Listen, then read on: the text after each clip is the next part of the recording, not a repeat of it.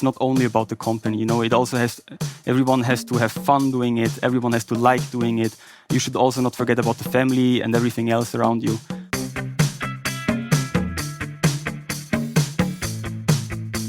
Welcome to the Swisspreneur Show, a podcast about startup stories and learnings from experienced entrepreneurs. Here's your host, Sylvan.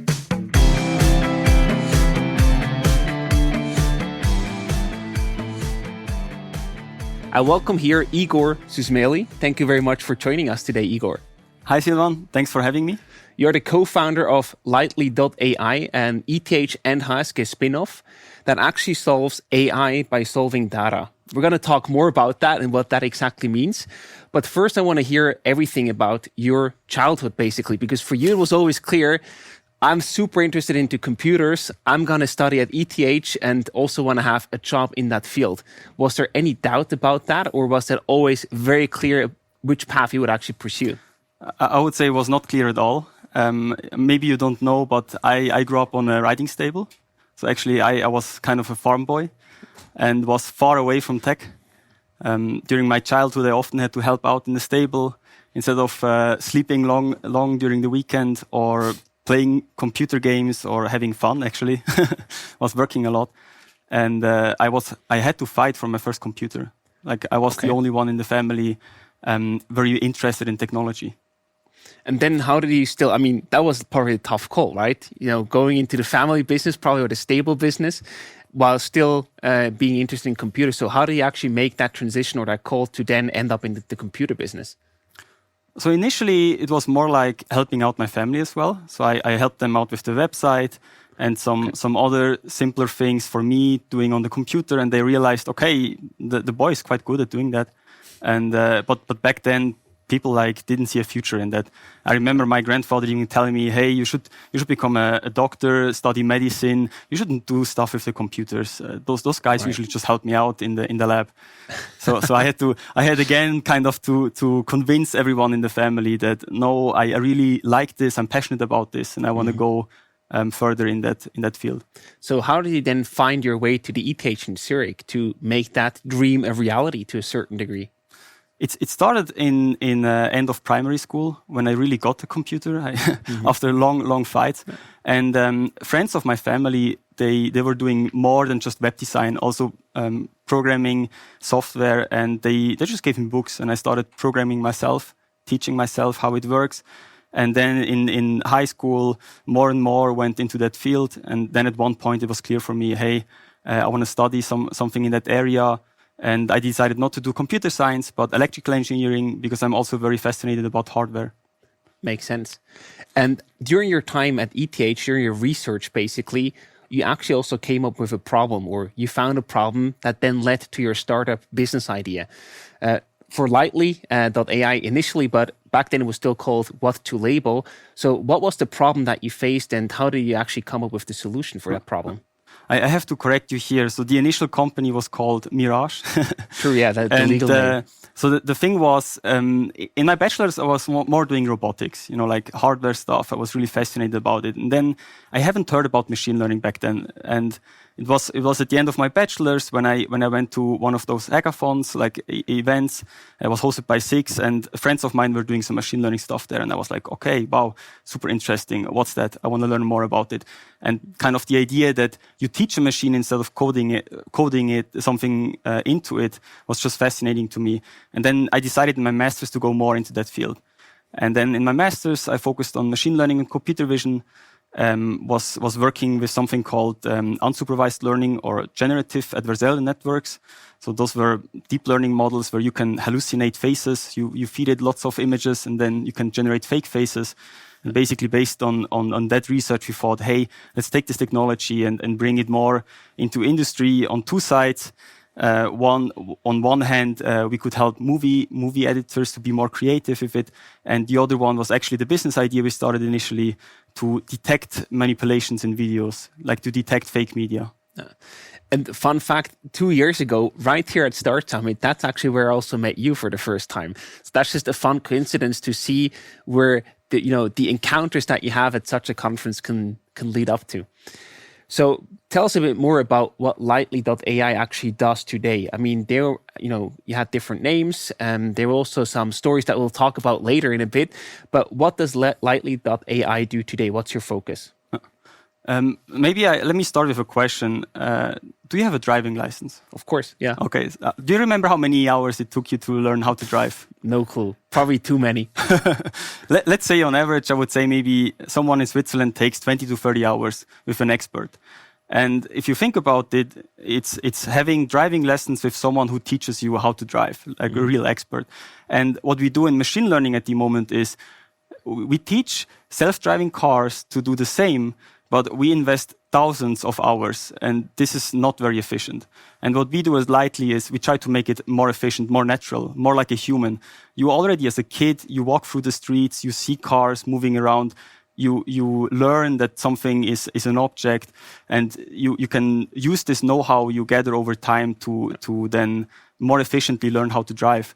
And we want to do the same for AI, essentially, make it more self-learning. Are there any use cases that you can share with us? Yes, we work with companies doing autonomous driving or video analytics.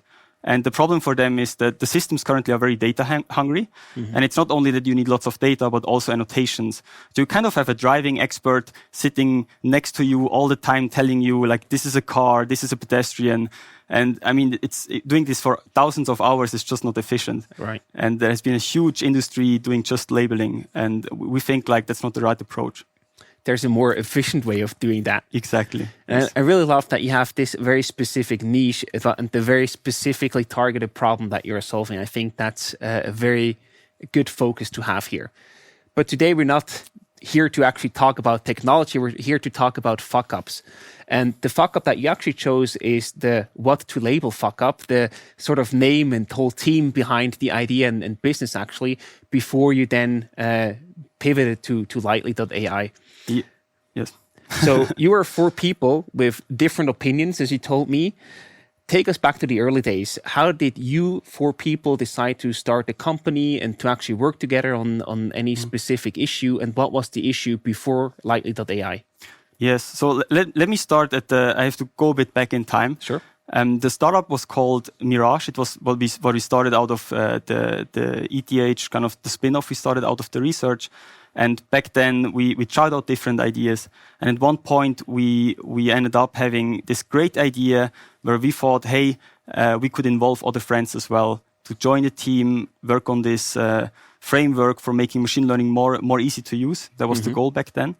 And the problem there was a bit that we had wrong expectations, especially I mismanaged a lot of stuff as well in the team because the setup was a bit weird, right? We had two of us already started the company and the others would kind of join. And then we already had a stake in it. We already invested something in it. And it wasn't clear, like, is this now a fun project or is it something real? And there was really like some bad expectation management. And what was your original motivation to actually start the company? I think you were, of course, focused on the technology and solving your own problem, but there was also more to it, right? You really wanted to make it. You wanted to build a successful company. Yes, I think back at that time, I'm maybe still I am a bit very, very focused. Like, really, I want to do something, like really get it work. And back then I was kind of in a, let's say, delirium state where I kind of forgot about friendship and that it's not only about the company, you know, it also everyone has to have fun doing it. Everyone has to like doing it. You should also not forget about the family and everything else around you. And back then I was really just narrow-minded, focused on the success of the company. And as I said, like, it destroys a lot of other stuff. Right. And what does actually success of the company mean in that regard? Did you want it to build a company, then sell it for multiple millions? Did you want it to have a high revenue number with your company? What was like, how would you define success back in these days as a company? For me, back then, success was more also about external perception, like how others see it as being it successful or not. I'm never really money driven or revenue driven. I feel like if you build something with a big impact, the money will as well come. So you shouldn't optimize for the money, but solving a real problem. And back then, the problem was really I was too much influenced by externals. Like an example is you have a chat with an investor and you respect the investor and he tells you, no, I don't believe in this idea. I would immediately switch the idea just because the investor told me. And I think that's something you should not do. Yeah, I think that's a very, very good point. What do you say in that regard? Although it's not monetarily motivation, that you were greedy to a certain degree, maybe greedy for attention or greedy for positive feedback? Yes, I was for sure greedy and also selfish, like ignoring the input or feelings of others. As I said, like the four of us, we were very good friends back then, still are today, luckily. Like we kind of all managed to get along with each other well, and we went out and everything after the whole situation. But back then I was very selfish as well. And you said this also had a price. So you basically neglected the personal relationship, family. Can you talk a bit more about that, about the price that you paid there and what effect and impact that had on your life? Yes. So basically, towards the end of this journey, we had as a team of four, someone very close to me died or was dying and afterwards died. And I wasn't taking a lot of time also spending with this person. And I regret this also right now because I think you shouldn't be that selfish, just focusing on the one thing like the company, and you should not forget about family and others. Do you think that in that regard you can also try too hard to make it as a company? Yes, I mean that's I guess what happens and what we fucked up essentially with. Before we continue with the show, we would like to introduce you to our new partner, Nuco. Nuco helps founders navigate the paperwork that starting a company involves. From the first consultation all the way to the commercial register, Nuco has helped more than 900 entrepreneurs start their company, and they do so at highly competitive prices. To find out more, visit nuco.ch/Swisspreneur. Again, that's nuco.ch/Swisspreneur. And now, on with the show. And how would you actually solve that? Like, how do you make sure that, you're super motivated in the beginning? You have this big problem, this big vision and drive. You want to build a successful company. How do you not overdo it and then neglect all the other important parts in life? Is there any tip that you can give people now going through that experience yourself, that after reflecting on it, you say, this and this is something that I should or would have been done differently? I think with family, what you can do, what I do right now is I try to call them like every second day for at least like 10 minutes to stay in touch. You need to take the time, right? Some others might prefer to block the calendar essentially to do that. I hope I would never have to go there.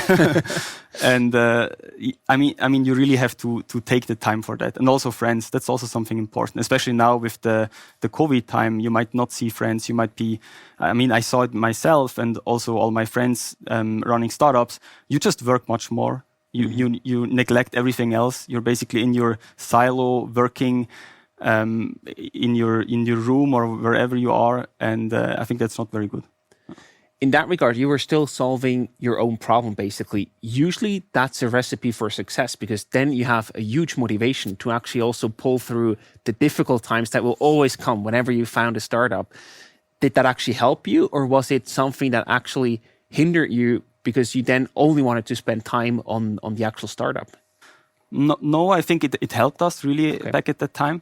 The problem in the end was that we started having discussions at a very late stage. We should have had the discussions already much earlier, like how is the involvement of everyone in the team? Yeah. And those kind of discussions, if they're too late, it's really, really ugly. It's not nice because it's super hard to make everyone happy. And especially if you're selfish right. And you mismanage the expectations.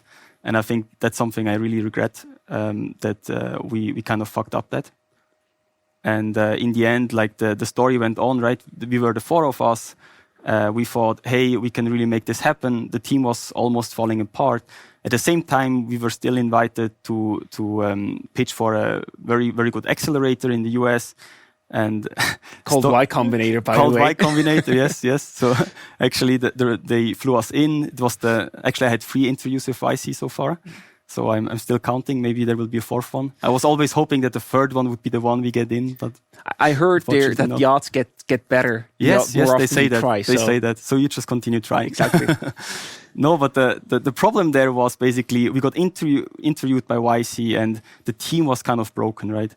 And then the remaining founders in the team, it's just weird, it's just really weird. And then you start discussions like, what if we get in? Like, what do we actually do? Is just someone doing it? Is nobody doing it? Do we do something differently? Yeah.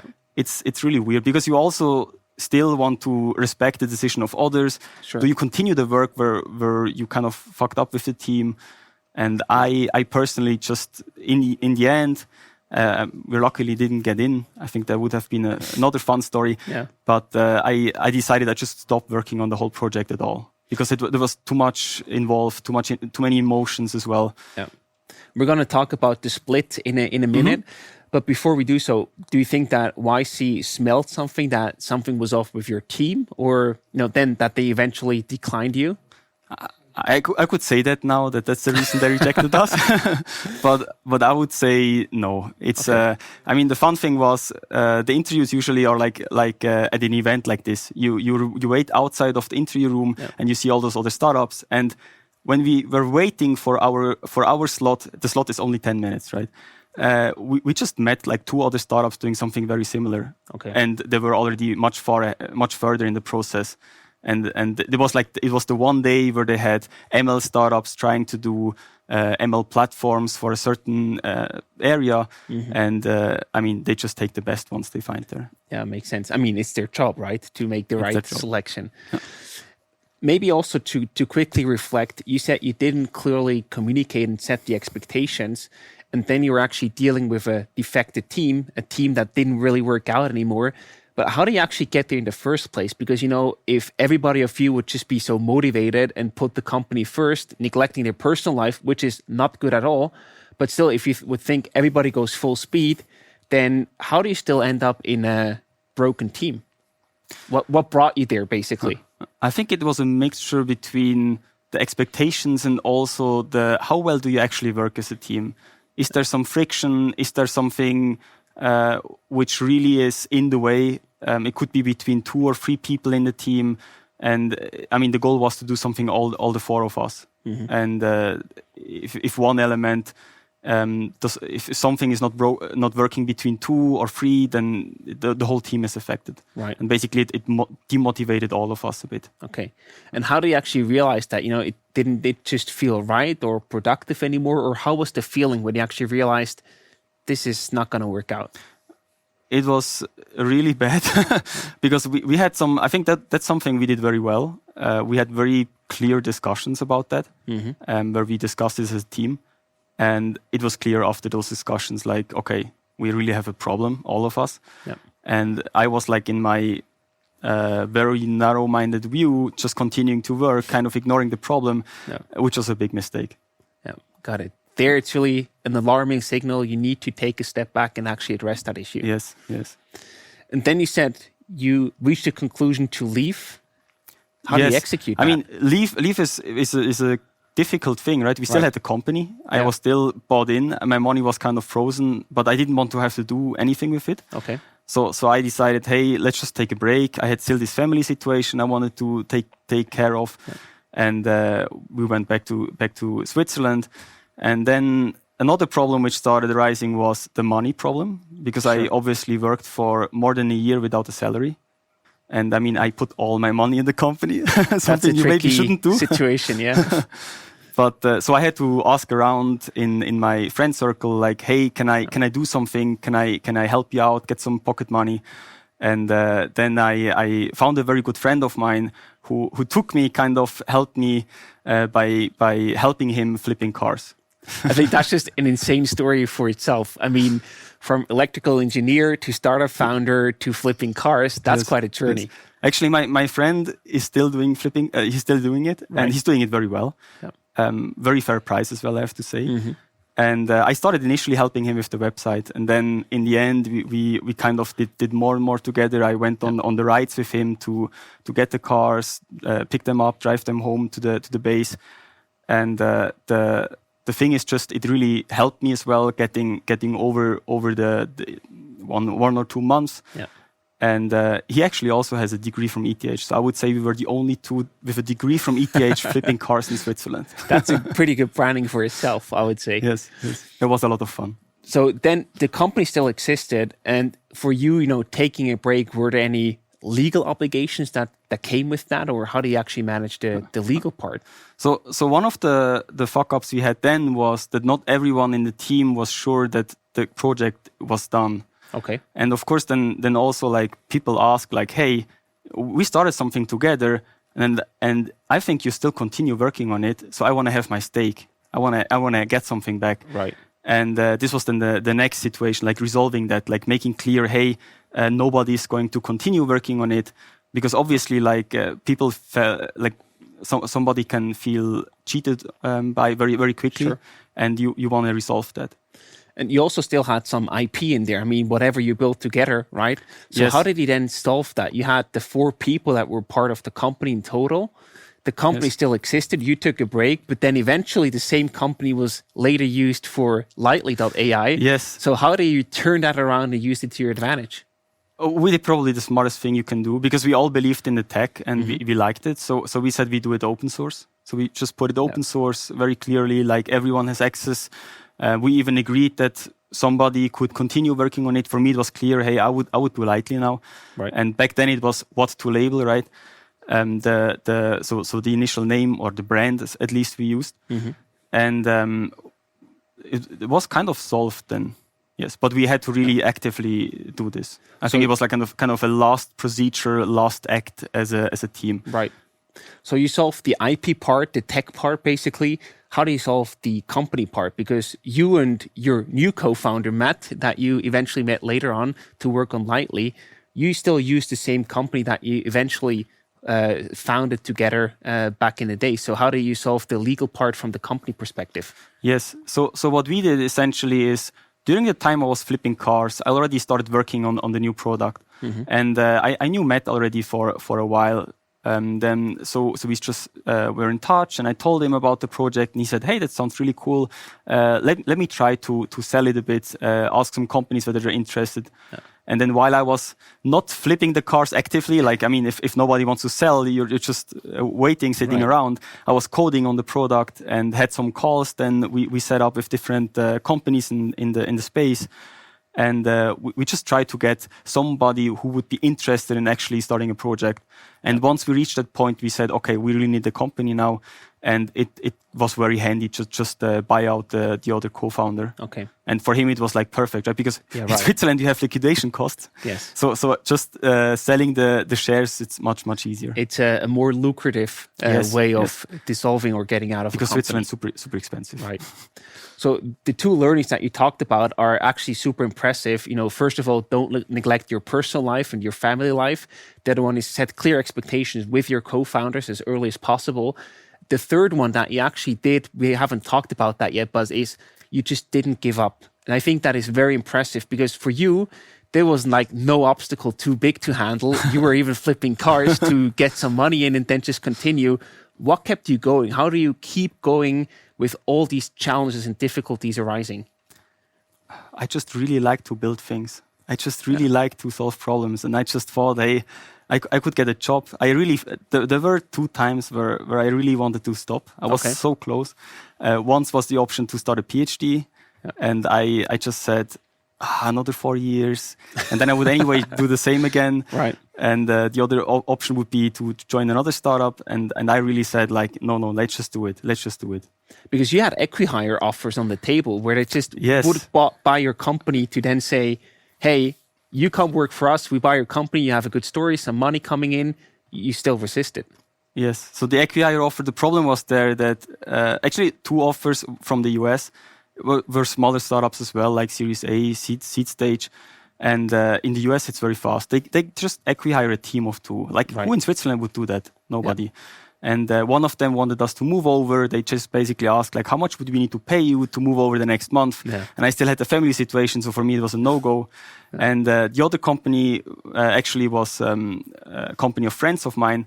I was very close to consider joining them, but then just already started with the other project. Yeah. And I just said, hey, I also needed to prove myself somehow, like I can do it. Makes sense. So now we're going to open up the question round and also ask you some questions from the audience. I'm not sure if it's going to show up here on the screen or if I read it on my iPad. So I'm just going to select a few. Let me quickly refresh here. So I'm just going to hear with the first one from Monica. She asks, how do you make sure you're not burning yourself out? How do you take care of yourself? I think that's a very, very well-fitting question for you. Yes. I would say I was a couple of times very close to a burnout. I realized it mostly through my environment. People talk to you, your friends, hey, you don't look very healthy. And you should just really take this feedback seriously. I think that's really important. And the other thing is I always try to do sport. Not as much as you do apparently during COVID, but I try to do sports. In that regard, maybe I also saw a question earlier. How did your work hours and also sleep hours, I assume, look like these days? Yes, I actually force myself, or I try. My girl has some other opinion about that, but I try to sleep a lot. Like I try to sleep 8 to 9 hours a day. I realize like productivity goes down. Right. And especially if you do some coding stuff, if you're not healthy in your head, it's not going to be anything meaningful. Yeah. So I try to do the more brain stuff in the morning, in the afternoon, and then in the evening, other stuff. Yeah. Nice. One very last question for you. I just find it very interesting. Can you give us any tips on how to attract more women to join a startup? I think that's a very important question these days. Any tips from your side as a startup founder yourself? I think that's actually a really hard question. I think we do a lot already with events to attract more. Like there are lots of institutions, events to get them more interested. But I feel what we really need is more a community. You know, like 1-2 female founders who talk to other female founders and inspire them more and more. Some sort of more group feeling. Because I think right now it's more isolated. There are a few initiatives like groups. Maybe there could also be a Swisspreneur group for more female founders. Sure. Luckily, we have a few of them in our community, yes, but not its own chapter yet. Igor, thank you so much for taking the time to talk to us today. It was a pleasure having you here. And despite the fuck-ups and all the stories, the roller coaster ride, all the best, lots of success for the future of Lightly.ai. And we're just super excited and curious to see what's going on and what's coming from you. Thank you so much. Thank you very much, Sylvan, for having me. This episode was brought to you by Swisspreneur's main partner, Clara Business, the digital all-in-one solution for small businesses. Managing internal processes manually and on paper wastes an incredible amount of time.